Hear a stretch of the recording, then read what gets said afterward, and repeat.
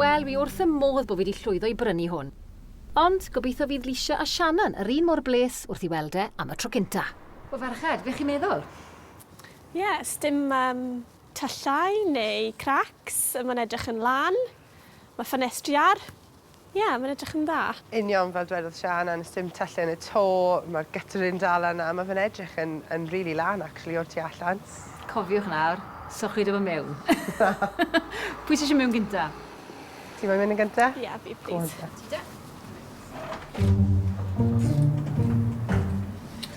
O, waw! Mae'n arogli, mae'n drewllyd fel damp. Arogl damp. Ddim yn gret, ond carpedi angen mynd, papur wal angen mynd. O, mae hwn yn edrych fel problem, yn dyw e? Mae'n edrych fel bod yn mynd i gympo trwy. Gegin. OK. Ddim yn re-fall, mae tiles nice. Sgwni os allan ni arbed nhw. Mae hwn yn neis. Ni'n gallu cadw hwn. Jyst cael drysau newydd. Eto, arogl bach yn damp. O, mae'n edrych fel damp fan hyn. Ach a fi. Ond mae rhain yn wych. Waw! Balcony bach. OK. So grisiau lawr i'r ardd. Gardd eitha neis. Mae'r decyn yn alright. Felly bod ni'n jyst yn gallu glanhau y decyn. Golygfa bach neis a rhywle i parcio'r car sydd wastad yn bonus. Ie, ddim yn re-fall o gwbl. OK, wow. Mae'r grisiau ar y wonc. Oh my gosh. Mae tyll yn y llawr. A mae damp ym mhobman. OK, so dwi'n neud tyll anferthol, diolch beth. O. OK, tiles di ym mhobman.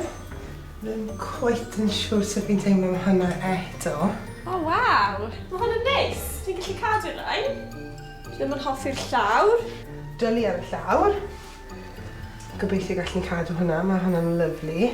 Ww, cawod posh. Gallu cadw hynna, glanhau e. Wel, na ni, wedi cael golwg iawn ar y tŷ, a wi meddwl bod yna potensial yn hwn i wneud elw eitha da. Felly, yr budget sydd â chi i wneud y tŷ i fyny, 8,000 o bunne. Dwi'n hapus Sioc? o hwnna. Ie, o'n i'n meddwl 4 neu 5,000 ar y mwyaf Hapus iawn. hapus iawn o hwnna. Wel, chi wedi cael yr allweddi, chi wedi cael y budget, mae ydych chi 6 mis nawr i dechrau'r gwaith, ac i orffen y gwaith, ac i roi ar y farchnad a gwerthu. Felly, pob lwc. Diolch. A wi yn aros yn eiddgar iddyn nhw i weld sy'n mae pethau'n dod ymlaen. Diolch.